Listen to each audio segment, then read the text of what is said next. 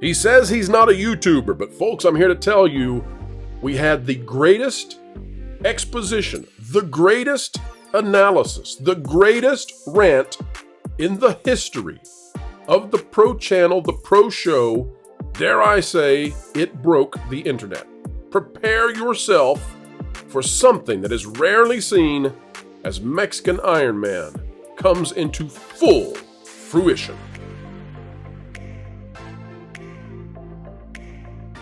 Hello folks, welcome back to the Pro Channel. A joy as always, and boy oh boy, if you were not there for the Pro Show the other day, Mexican Ironman Mike went off on George Lucas, Bob Iger, and this entire depraved Disney situation, and we had to put this into permanent infamy.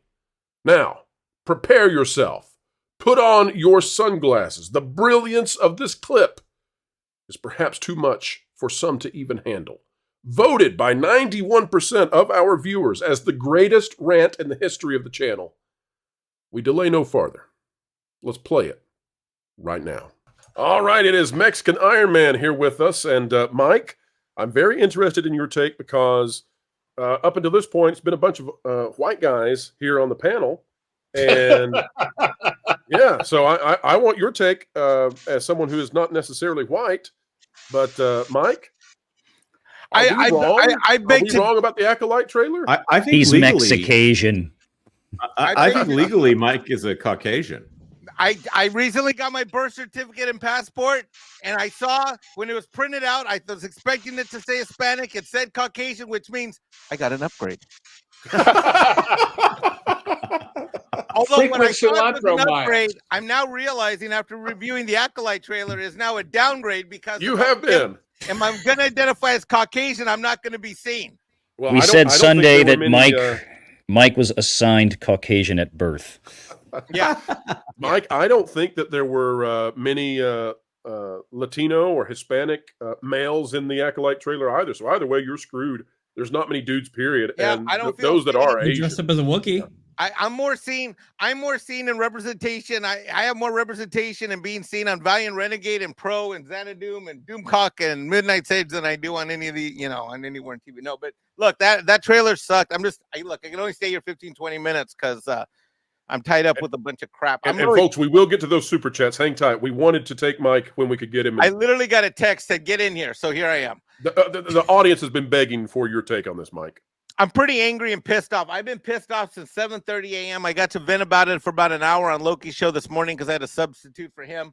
I'm so upset and pissed off at this that I have not been able to get any work done. And I run a tax accounting business with clients in 4 time zones across the country. And I'm in the middle of tax season with April 15th staring me in the face. I'm a month behind in work. And I am so livid and pissed off. Now, Mexican Ironman, I don't give any excuses or explanations, period.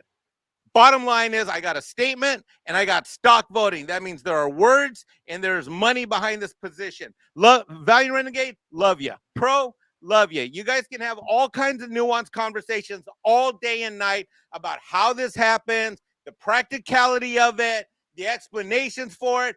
But at the end of the day, he's bringing the gauntlet, folks. He's bringing the gauntlet. I'm going to keep talking over you, Pro, because you he's got the hammer. You can try to interrupt me all day and night, but I'm not going to stop. He ain't Jonas. And I warned Jonas if he brought me on, he was not going to bring on Calm Cool Mexican Ironman. I am hot and I've been livid all freaking day because I have been supporting and what I thought was standing up for what I thought was George Lucas's vision. Now, my stock shares are insignificant. I think I got a little less than 200. I think I got like 189 shares. So it's not a lot. It's a lot to me. It's in family trust that was, that I inherited. It's the world to me, but it's not what it could have been. And my dumb rebought up at 172 to 176. So I am way upside down on this thing with no sign of ever getting back to zero. I don't care how this happened. I don't care why this happened. I don't care if there's some strategy about a deal being made. All I know is that this did happen, and it was a punch in the gut. It was released at 5:01 a.m. Pacific time, and when it was released, it was done so that on the East Coast here, it would be picked up. And picked up it was on CNBC and a variety of media outlets as the wave of this information went across all the way to the West Coast. So on this day, I do not say that the end is near for Star Wars. On this day, I say the day is here. The day is here. The apocalypse has come, and it is over, and it's dead. George Lucas can go F himself. Lucasfilm can go F himself. And on this day, George Lucas has proven to me that he is the Anakin Skywalker of the prequel trilogy. Why? Because George was supposed to be the chosen one. George was the one that was supposed to set things right. There was even hope in my soul that he might come back and take a different role. But when he literally, whether it's Disney writing the words for him, his family members writing the words for him, or himself even deciding that he's got a Trump TDS situation going on, writing the words for himself, I don't care. Excuses and explanations are not going to change the fact that on this day, Anakin Skywalker, who was to be the chosen one, has decided to align himself with Darth Iger. And for that, I am angry, and it is what it is. Folks, that is the greatest monologue in the history of the Pro Channel. Tell us how he really feels. The greatest monologue in the history of the Pro Channel. Mike spitting fire and truth like we seldom see. Mike, that is fantastic analysis. George was the chosen one, but he has went back to the Empire. What fantastic analysis. Mike, one of the things that we've been discussing is that given that they're trotting George Lucas out to do this, they must be very scared about the proxy vote, because otherwise, why do you need the endorsement? So, Mike, do you think that they're looking at behind the scenes? Oh crap! This is way closer than it should be. Get George out there. Get George out there. This vote is nowhere near close. This vote is nowhere near close, because the average person that owns stock that I know, that's a retail people with 50, 100, so many shares, have no clue that this thing is going on except tangentially. I do not think this vote is close. And by George voting his shares, his family shares, the group of shares, whatever you want to call it, shares, whatever his shares are, they pretty much just wiped out all of everything that Perlmutter and Peltz had put together in a block through their proxy fight. So we are back at zero. So Iger is just paranoid. He's got something to hide. He's not interested in whether or not this is not an issue of like, oh, wow, it's really close. No. Do I think that he's scared? Absolutely. Do I think it's close? Hell no. It is going to be an obliteration, because that's what Bob wants. Bob is a simple-minded, mental retard, okay? He is. And we got to stop having 4D conversations about Iger and realize that we're dealing with somebody that is playing on a good day, they're playing chess. On an average day, Iger and his crew are playing tic-tac-toe. We are the ones playing chess. We are the ones thinking about things in a fourth dimensional way, and we are dealing with a bunch of morons that bought Fox, that bought Lucasfilm, that bought Marvel, bought even the Muppets, and don't have any idea what to do with it aside from putting it even on their charge card and paying off the interest with money that they get from the parks, because people like us are dumb enough to go and buy overpriced drumsticks, popcorn, candy, soda pop, and God knows whatever cotton candy we buy when we go over to Walt Disney World or Disneyland in LA. And it's us that are financing the destruction of the things that we love. Mike, so your take would then be that we are watching simpletons sucker punch someone who was already down and out. Absolutely. Makes sense to me. Valiant, any thoughts on that analysis? No. Look, there's a lot there, Mike, and Mike knows I agree with him on this. We've talked about this many times. The Peltz situation is always a long shot, right? Anytime you get into a proxy fight with any company, it's always an uphill battle for an outsider like this. And even in the places where Peltz has been successful, it was by very narrow margins. That's nothing new. It's the circumstances that are far more rare are the lopsided victories. Basically what happened 20 some odd years ago when Iger took over Disney, right? And that's because Mike Eisner lost the faith of the Disney family. And once they publicly came out and said, no, we need to get rid of this CEO, well, then everybody else rallied around that, right? So does Peltz still have a chance? Sure, like anybody would have a chance, but it's a small chance. It's a slim chance. And like we've said, it's going to be an uphill battle. And chances are he is not going to win, but that doesn't mean we give up the fight. And the good thing is, like I said, and I've been saying, regardless of the outcome of this, what Peltz has managed to do is bring a lot of attention to things and force Bob Iger out of his little comfort zone and saying the things he has said, making some of the silly assertions that he's made recently that otherwise never would have happened. It's put a lot more light into places that otherwise may not have ever seen any before. Well, You know, this all I can makes me tell just you want to is, crawl into a hole and watch Star Trek movies, like the old ones. Can't be Yeah, I'm gonna Star watch Wars. Undiscovered Country.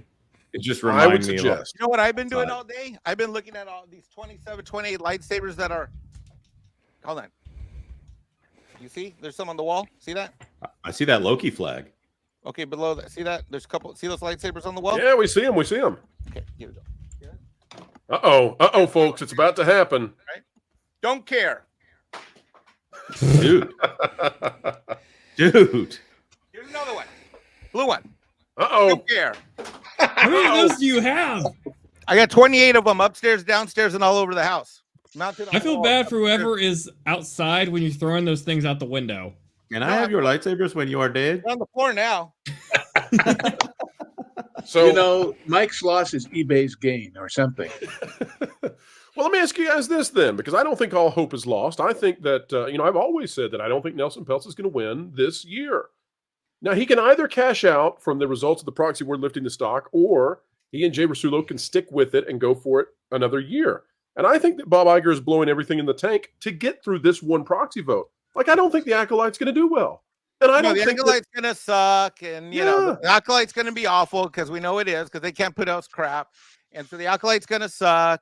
And Nelson Peltz is gonna get pissed off. He'll hang around. He'll either file a shareholder lawsuit, or he'll come down from another run in another year after Bob Iger burns some more cash and has some more failures. The overall war for this proxy fight is not over. All I know is that on this day, Anakin Skywalker is George Lucas, and for all the defending we've done of what Kathleen Kennedy did to his legacy, I remember that he's the moron that picked her in the first place. Yeah, well, that's the truth. He But picked the what if the barista. Tryon Group, what if they just air your rant you had there a little bit ago and you single-handedly saved the Walt Disney Company and Star Wars?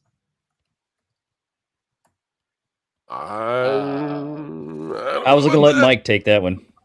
But I will say the How would you audience see that might. plays, Nolan? How would you see that would play out? I mean, Well, you know, they see the pure passion in your voice in that rant, you know, and First of all, we they're say just that- like, you know what? This is a man we can get behind. And I don't know about all that, but I'll tell you that. Here's the problem. The problem is that the individual pieces are not worth a crap load of the sum of their parts, separately or collectively. Why? Because Lucasfilm is now devalued. Marvel is certainly devalued. None of these things are worth what they once were. The only thing that's worth anything is what everybody keeps neglecting, which are the damn parks. Mike, I mean, the I was at audience. Disneyland. Pro, I know you've been to Disney World. Has anyone been to Disneyland in the last year or two? I have. It is old. It is tired. It is beat up, and it is boring AF. Long in the tooth is how it has been described. But Mike, the audience is beginning to question, though, your authenticity in throwing the lightsabers. Some out there believe that there may have been Alf merchandise to the side struck by those lightsabers, and you had ulterior motives.